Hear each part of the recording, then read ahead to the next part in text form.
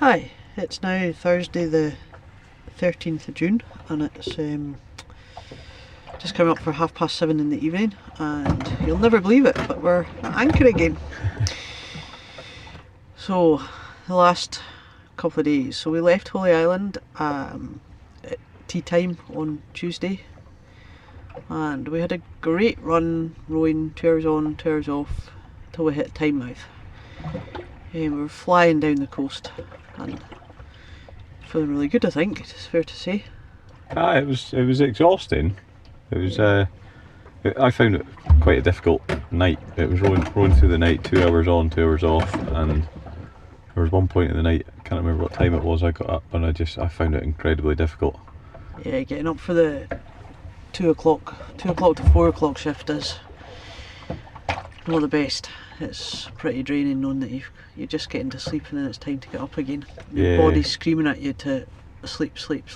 You're just nodding off as well. It's like your 2 hour cycle. By the time you actually get to bed down, the noise of the boat, the autotiller behind you screaming away, and a bit of motion as well. There's quite a big swell running.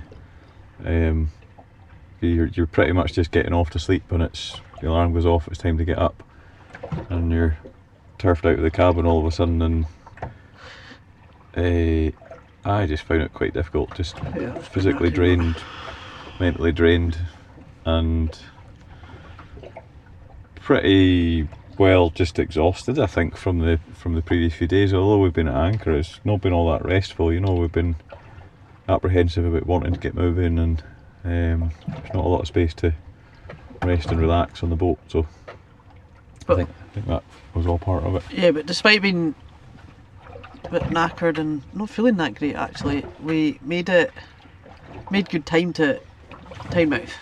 Yeah, we did. And the lifeboat there came out to say hello, which was really nice. They came just at the right time, and their big welcoming smiles were just lovely to see. Really, it was just great, and it really was just at the right time. So thank you, Tynemouth. Yeah, I know, and it's a special thing, you know, folk giving up their time like that. You know, Sam and the guys coming out it was really nice, because it was a weekday through the day. Folk probably giving up time to come off work or skive off work or whatever it is they're doing. It was really nice, and it did pick us up a good bit. Yeah, Allan does say you're getting a set of timetables for your Christmas though. Because they very kindly said, we asked them about the tides, and this is of local knowledge and all that, and they said, about an hour and you should have the tide with you. Well, that hour became 2 hours, then 3 hours, and it was like somebody just hit the stop button on the treadmill. It was horrendous. Oh, it was brutal. And we thought, oh no, it'll change. You know, there's no point trying to anchor, because by the time we would have got safe ground to anchor, that would have taken quite a while at that speed. So we thought, we'll just plod on through it.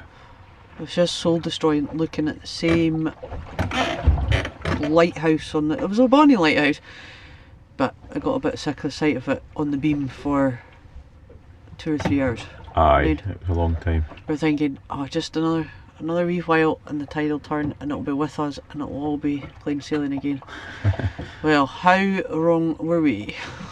Aye. That tide never really came, so it was pretty brutal. We ended up in what can only be described as really confused seas that we think was caused by the wind coming so strongly from the north for a couple of days, and then suddenly the southbound wind hitting it.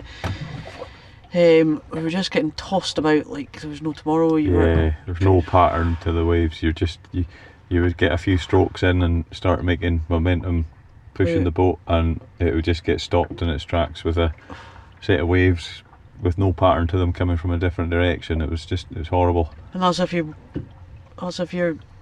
oar was going through the water. Yeah. The water, more often than not, you're pulling a stroke and your oar's just flapping about in thin air and then it hits the water and then stops dead and smacks you in the shin. Like there was a few wee expletives might have come out, and I just got to the point where we were just getting really. I actually got to the point where I was thinking, when I was out on deck, why am I doing this? This is just soul destroying. I got a wee chip on one shoulder saying, just stop, go home, you can go home. be a failure. And then the other chip on the other shoulder chipping in and saying, no, you've got this, you've got it, you've got to keep going. You just got this wee internal fight of ups and downs going with you, and you think of everyone back at home who's supporting you, and you know we've just got to keep going. And I don't know if Allan thought the same, if it crossed his mind.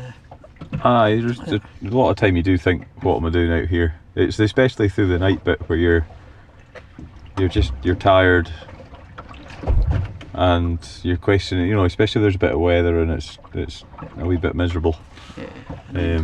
But the thing is that we've got a huge amount of support there, and that really does keep us going. And it probably sounds cheesy saying that, but it's, you know, messages and everything else. Even today, one of the crew from Wick Lifeboat happens to be working on a ship which is docked not far from where we are just now in Middlesbrough. We're in Hartlepool Bay, so Mark messaged and said go to Channel 8 on your VHF, so we went to Channel 8 and we had a blether on the VHF. Yeah, it was lovely. And just so nice to hear Mark's voice. You know, it feels like we've been on the boat for... Don't say that too much, though, you'll get a big head. No, it was a nice surprise. And I never told Mhairi that the message had come through, so when I just put the radio over, and all of a sudden Mark started speaking. Well, I thought initially that somebody was saying they need to move your boat because we're coming towards you, and I was like, oh great, we're at anchor, we're going to have to lift the anchor. And then when I heard it was Mark's dulcet tones, I was quite relieved. So yeah, when we just thought things couldn't get any worse last night, we got the anchor down, and it was just, we didn't really have any shelter, we were just stuck in the middle of it. It was just a case of wait it out. And yeah, we knew the wind was changing. It was going to go around to an offshore wind, which would smooth things over quite quickly, which it did in the end. But there was a good while we were at anchor there, and it's the best way of describing it. It's like being inside a washing machine. The boat's going every way it can. It's not a nice platform to be on when it's like that, and the noise, you can hear a wee bit of it in the background just now, but it was a lot worse last night. It's water swooshing past the stern, and I think because we've been working so hard, we were tired, we were painful, and I just couldn't get comfortable at all last night. And then just the icing on the cake was the seasickness. You just got comfy, and then you get this cold sweat coming on, and you just think, oh no. And the last thing we want to do is for one of us to actually throw up in this cabin, because it would just be awful. It would just be horrendous. But things did get better this morning. Yeah, much better. Yeah, much better. so Cracking start today. We got up and we left. Where will we see him? See him. Left see him, and both got on the oars at the same time. Made good of the tide. The sea had sorted itself out. The sun threatened to come out, which was really nice. And a wee bit of a headwind too, but we stayed close in, and with the two of us on the oars, it was no real problem. You know, we just pushed on through it. Made good speed. Saw some more I saw some more dolphins, probably leaping for joy and things. They were quite far off in the distance, but it was still really nice to see them this morning. And we got here about 10:30 this morning. Aye. Catching up on a bit of we had rest and food.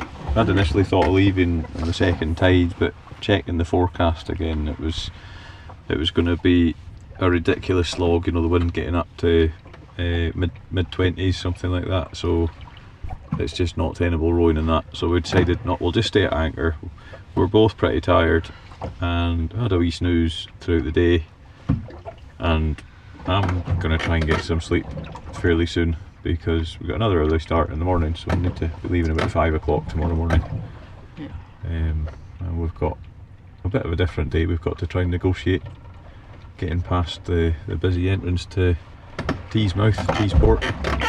There's a lot of ship movements there. There's a wind farm out in the bay, so we've got all that to contend with in our little rowing boat that is doing probably about 2.5 knots tomorrow, looking at the forecast, maybe 3 at a push. Hopefully people here will be keeping a bit of a better lookout than the boat that tried to run us over yesterday. So we spotted a yacht coming towards us yesterday. We had it visually, and we also had it on our plotter on AIS, so we could see what it was doing. And on our AIS overlay, you can actually see the vector, so the direction it's moving, and could see there was a collision, a probable collision coming. So altered course, only for the yacht to alter course.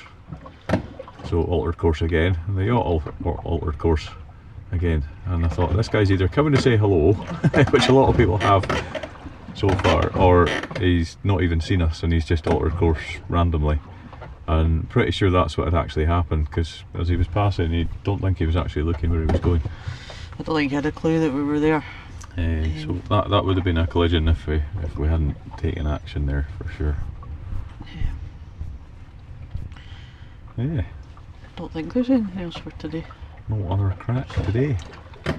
We're hopefully get a bit of sleep tonight and feel a bit more refreshed and less sore and drained in the morning, ready to push on and hopefully get a day of decent miles in tomorrow. But yeah, my magic fix today was an emergency meal. So last night we had a special treat, and we hand into our wet food. We've got ration packs that if our cooking equipment fails, we've got the means of eating for a period of time. So we were both just so drained and exhausted last night, we just pulled out a pack of wet food, and so we tanned into that at anchor last night before bedding down. And in amongst that, there's an emergency meal. It's a sachet of, I don't know, is it like almond paste and other stuff? It's really high calorific value stuff. So I fired into some of that today, and I was feeling a wee bit rotten as well. Just not been feeling in top form last day or so, and I think that's kind of helped give me a bit of a perk up. Just magic almond paste and whatever else is in it. So I've saved some for tomorrow, just in case. Anyway, I think that's us for today. yeah, I think that's everything. So We'll catch up somewhere else at some other time. hopefully one day soon we'll actually get to speak to you from the deck when we're rowing. We just need some nice weather to come first. Yeah, And and think you'll tomorrow hear it's me. rain. You'll hear me roll. Maybe. Okay, laters for now.